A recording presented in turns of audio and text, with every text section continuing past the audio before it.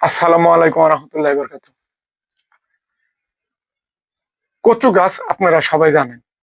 কচু গাছ দেখতে সবুজ রং, কিন্তু বৃষ্টি পানি হলে বা কুয়াশার পানি হলে ওর মাথার মধ্যে ছাতার মতন করে আকাশের দিকে তাকিয়ে থাকে এবং পানি ওর মাঝখানে জমা থাকে। কিন্তু একটু ধাক্কা বা বাতাসের ঢেউ লাগলে পড়ে যায়। কিন্তু দেখতে সবুজ, গাছটি চিকন, একটি ডালের মতন দাঁড়িয়ে আছে। ওই পাতাটি রান্না করে খেতে কিন্তু খুব স্বাদ, কিন্তু আর ভিতরে কিন্তু চুলকানি আছে, হাতে ধরলে চুলকানি। তদ্রূপ আমাদের সমাজে কিছু কিছু মানুষ আছে যারা দেখতে সুন্দর, এই সমাজে পরিপাটি, নিজেকে খুব বড় ভাবে, কিন্তু ভিতরে নোংরা ভর্তি।